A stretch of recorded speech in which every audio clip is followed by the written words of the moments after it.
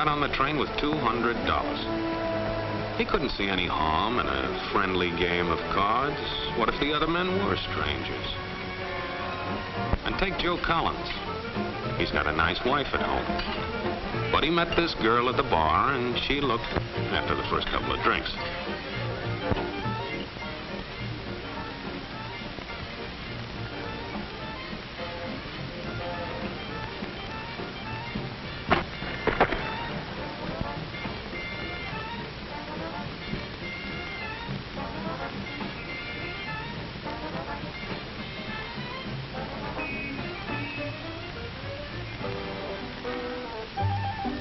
There's a good old-fashioned word for people like this. We call them suckers. And there are other people. People who stay up nights figuring out how to take away what they've got. There are all kinds of games. Mike here, for instance. He's got everything in me. He's young, he's healthy, got a job. And he's got plenty of food. Big factories to make things a man can use. Big cities to do the business of a big company. And people, lots of people.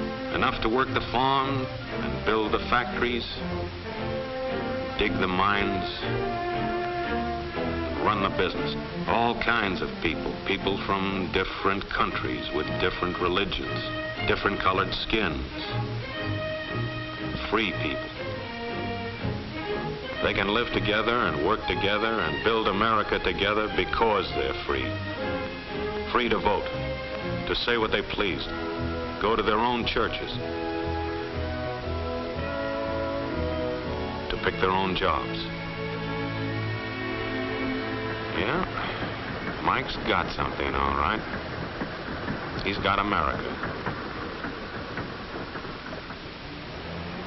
But there are guys who stay up nights figuring out how to take that away from him. I happen to know the facts. Now, friends, I'm just an average American. But I'm an American. And some of the things I see in this country of ours make my blood boil. I see people with foreign money. I see Negroes holding jobs that belong to me and you. Now, I ask you, if we allow this thing to go on, what's going to become of us real Americans? I've heard this kind of talk before, but I never expected to hear it in America. This fellow seems to know what he's talking about. What are we real Americans going to do about it? You'll find it right here in this little pamphlet. The truth about Negroes and foreigners. The truth about the Catholic Church. Do you believe in that kind of talk? I don't know, makes pretty good sense to me. And I tell you, friends, we'll never be able to call this country our own until it's a country without. Without what? Yeah, without what? Without Negroes. Without alien foreigners. Without Catholics. Without Freemasons. You know these people. What's wrong with the Masons? I'm a Mason. Hey, that fellow's talking about me. And that makes a difference, doesn't it? These are your enemies. These are the people who are trying to take over our country. Now you know them. You know what they stand for. And it's up to you and me to fight them. Fight them and destroy them before they destroy us. Thank you.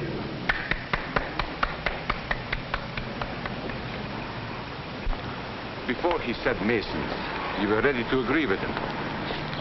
Well, yes, but he was talking about... What about those other people? But in this country, we have no other people. We are American people. What about you? You aren't American, are you? I was born in Hungary, but now I am an American citizen. And I have seen what this kind of talk can do. I saw it in Berlin. What were you doing there? I was a professor at the university. I heard the same words we have heard today. But I was a fool then. I thought Nazis were crazy people, stupid fanatics. But unfortunately, it was not so. You see, they knew that they were not strong enough to conquer a unified country. So they split Germany into small groups. They used prejudice as a practical weapon to cripple the nation. Of course, that was not easy to do. They had to work hard to do it. You see, we human beings are not born with prejudices. Always they are made for us. Made by someone who wants something. Remember that when you hear this kind of talk. Somebody's going to get something out of it, and it isn't going to be you. This is not classroom theory. I saw it happen. I saw it first in Berlin in 1932. 5 young men that I knew were standing in the crowd listening to the Nazi speaker. Eric was a Catholic. Anton, a student of mine, was a Jew. Heinrich owned a small hardware store. Karl was a farmer. And Hans was an unemployed metal worker. To all you Aryan Germans, I say it is time you inherited the nation which rightfully belongs to you. To you alone belongs the glorious destiny of the greater Germany. The Nazi Party will provide land for the farmer, work for the worker, and profits for the small businessman. Who is getting these things now? The Jew. The Jew who has stolen our nation and our birthright. Who makes all the money and takes all our jobs? The Jew! He must be shunned. He must be ostracized. He must be eliminated. And the Catholics. We don't want our great nation run by a foreign church. We Germans will know what to do with these people when the time comes. They and their faith must be destroyed. Then there are the Freemasons. In Germany, we have no place for secret societies. There will be only one society, and that is the Nazi Party. There will be no secrecy about that in the new greater Germany. One by one, he attacked each minority and he split them off one from the other. These men were all fellow Germans when they came here today.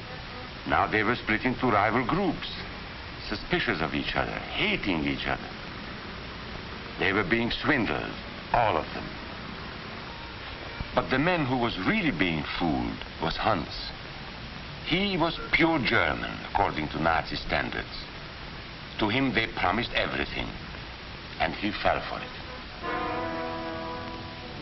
That's how Hans became a Superman. They gave him a uniform and they pumped up his ego.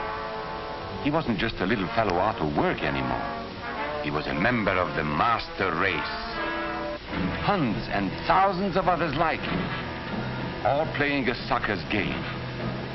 They gambled with other people's liberty, and of course they lost their own. A nation of suckers. Hitler needed these people. There was lots of work to be done.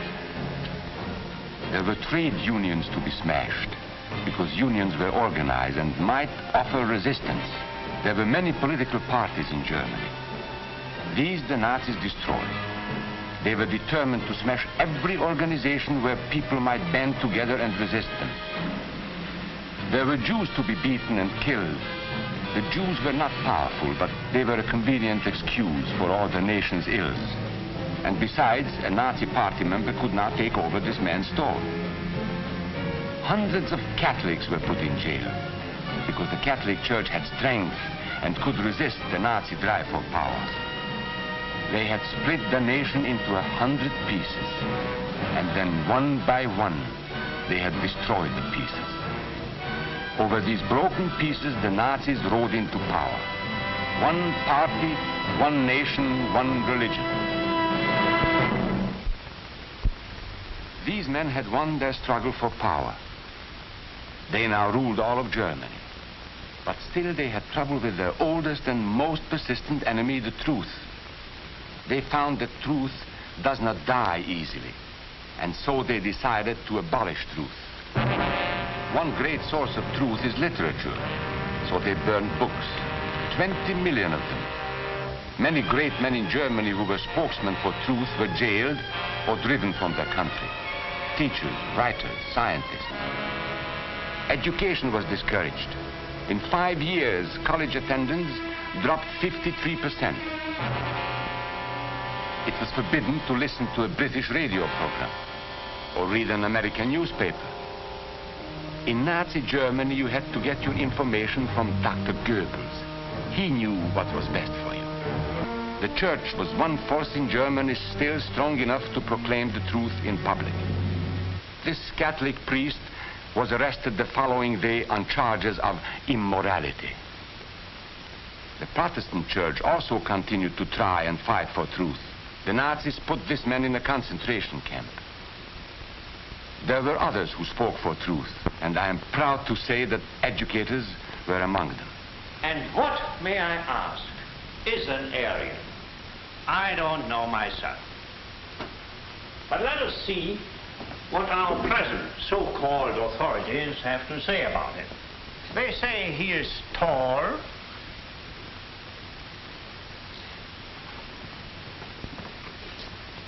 slender,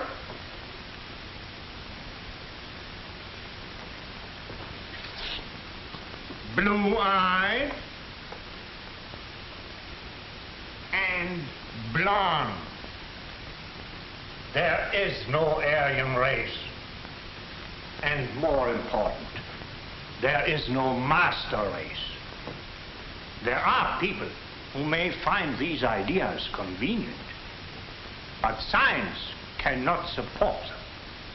There is no scientific proof that there's any correlation between a man's racial characteristics and his native ability or character.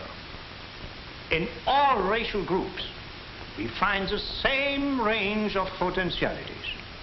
We find idiots and geniuses. We find criminals and philanthropists. We must judge each man as an individual and not by the color of his skin or his eyes or by the length of his nose.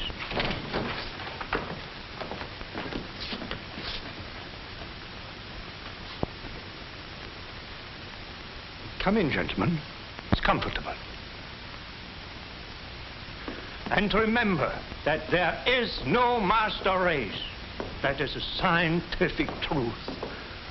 Anyone who tells you otherwise is lying.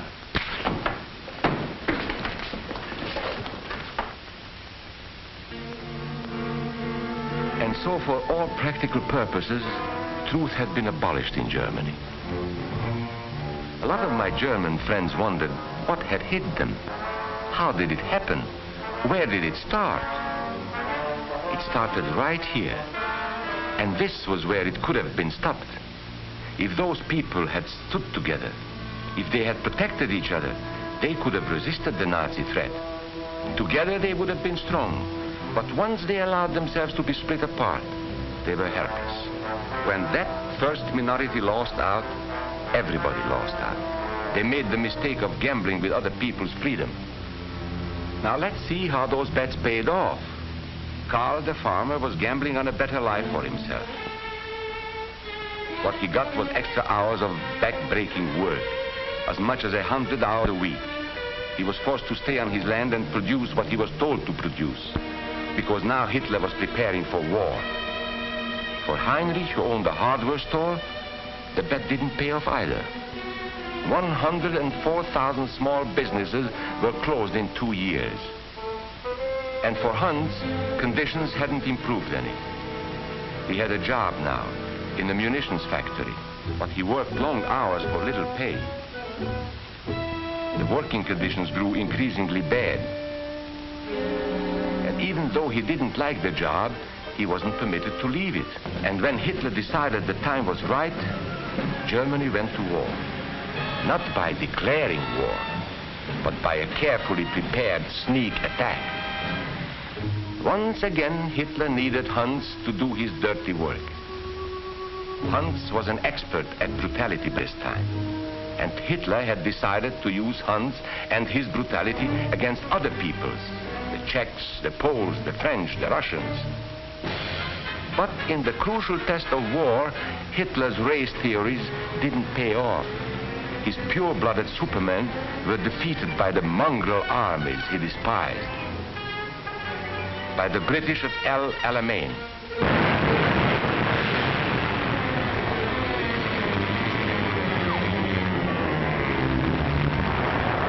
By the Russians at Stalingrad.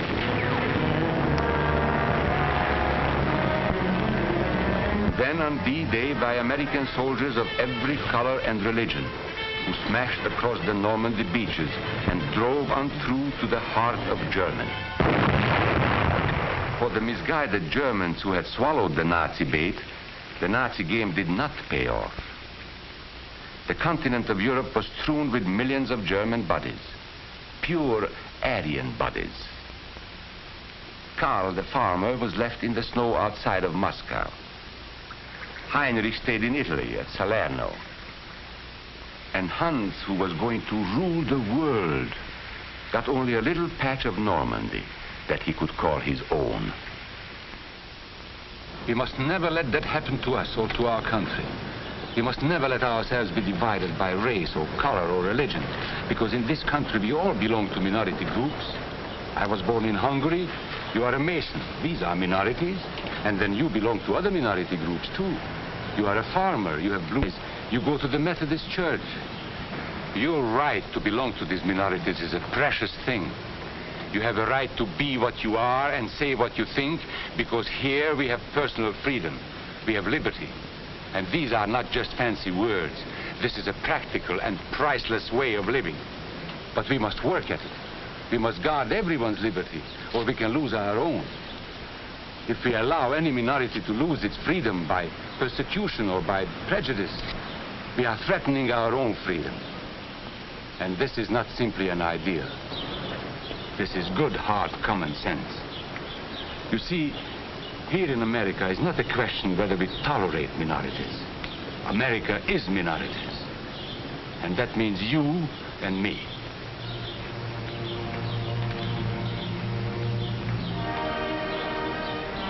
So let's not be suckers.